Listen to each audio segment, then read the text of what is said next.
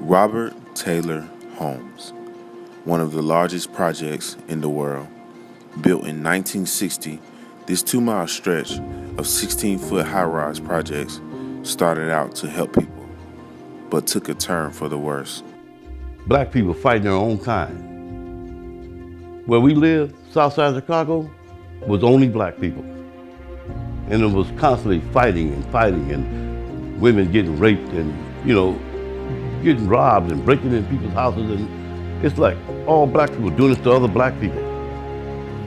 Infested with drugs, gangs, poverty, and lack of education, these projects became a trap to keep people enslaved to the system.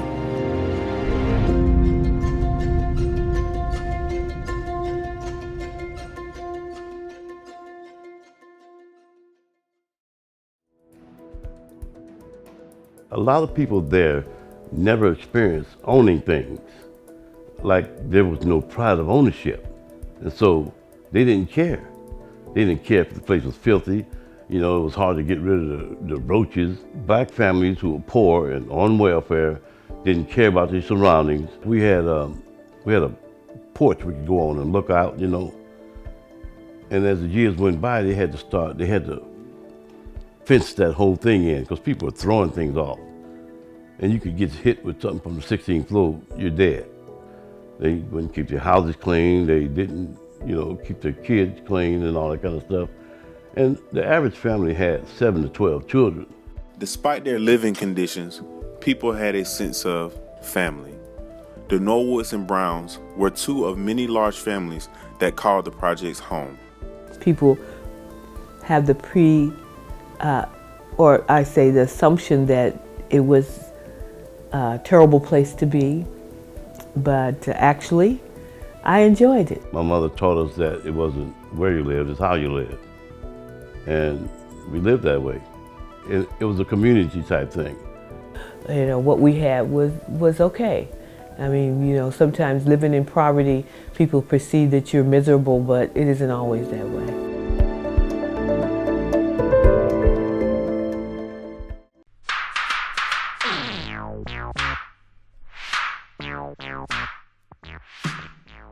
I was swinging on a swing set in the playground, which was centered in between 3 buildings, and he was coming across the playground. I guess he was on his way from the field where the boys all played baseball. Saw this girl with this pretty little girl with the thick hair, swinging on a swing, just asked, "What's your name?" Of course, my wife tells a little bit different. And he just walked up to me and said, "Hey, hey girl, what's your name?" And I was just amazed that such a deep voice came out of such a little person, She says I said, "Hey girl, what's your name?" But I think I just said, "Hey, what's your name?" Trying to be cool about it. And she told me her name. I asked her where she lived. She said, "I live in 4848 on the 6th floor." And I said, "No, you don't. We live on the 6th floor." I would see her every day. Before I went home, I made sure I go up the elevator, because we go up the elevator, as soon as you step off the elevator, her front window was right there at the elevator. So I knock on the door and make sure I see her every day before I went home. After many years, Larry and Mariah went on to marry each other at a young age, still living in Robert Taylor Homes. We got married when I was 17, Larry was 19, but we had been girlfriend and boyfriend for a number of years, off and on. Larry had a lot of other girlfriends because he was very popular. A lot of girls running around the place, you know what I mean? But she was the last one I saw every day, so evidently it was love. We just didn't know what to call it. I remember Larry's father telling me, that we got married very young and maybe he wasn't ready to settle down yet. And so I had to give him some time. When you first get married like that at that age, you don't feel the responsibility. It's still like a girlfriend. And so for the sake of, I wouldn't say for the sake of the marriage, but for the sake of my sanity, I left and went to California.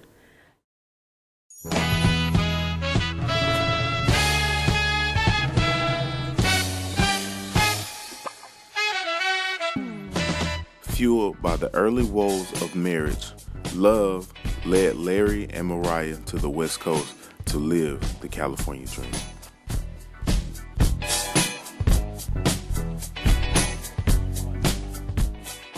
Leaving Chicago, coming to San Francisco in the early 70s, 69, 70 was just an eye-opening for me. It was just a whole different world. San Francisco was a beautiful city. That's where we moved to when we first came to California. And, you know, relatives would come to visit. We were all around the same age, you know, and quite a number of them decided to move out and try it themselves, you know. So a lot of them migrated to California and western states from visiting with their brother, and then deciding, in my family too, and decided to, you know, make the move.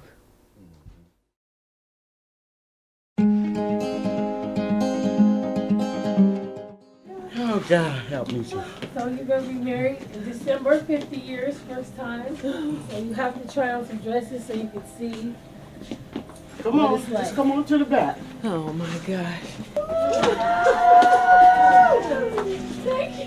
It's already open for you, Mom. Thanks for letting little girls' dreams come true to see you as a bride. Love all of us, your daughters, all of us. Okay.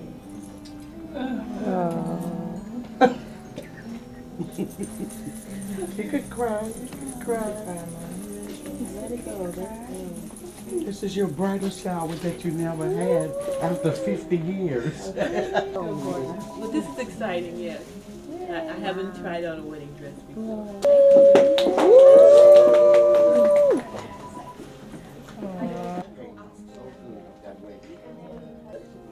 I try not to, I just to keep it. That is great. Like a halter tie. Do you have a halter? No, halter goes around her neck. It says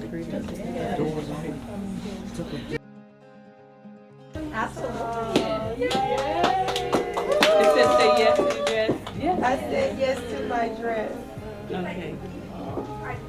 Okay. Well, I think it's more of a celebration, because most people, when they get married when they're very young, I think you're in the thralls of being in love and so forth, and it's more of a symbol of feelings.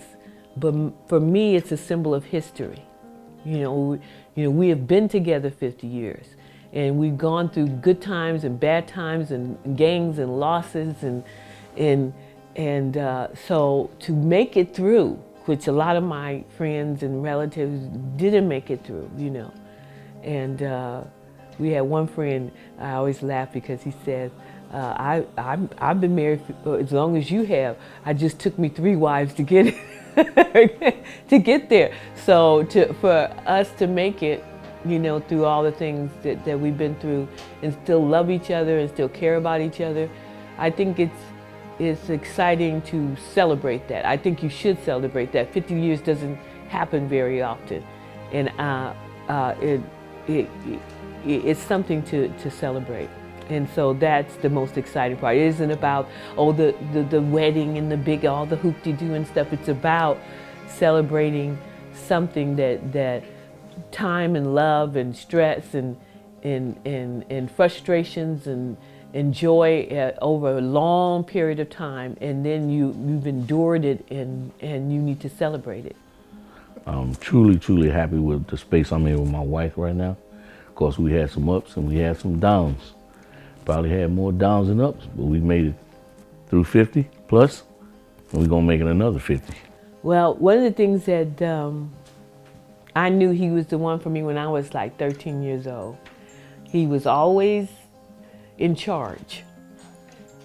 And since I really didn't have a father around anymore, I admired the fact that he was all his younger siblings respected him, and he was respectful to his mom. It may be a flaw to some people, but she's always wanting the best for everyone. Everybody she talks to, we raised a lot of foster kids, and she was always the lead in that. And that's what I love about her. She would always give us a direction, and I would take that direction because it was better than one I thought. And so, of course, Larry had a smile. His smile was, he had a very winning smile. I mean, he was a very handsome kid. You know, he had beautiful brown eyes and a smile that just made you weak at the knees. So I just, well, he's, you know, no matter what rough voice came out that little box of his, like, you know, he was smiling. It was just like make my day. So, you know, and I prayed for him. I said, God, I want him to be my husband one day. And God answers prayer.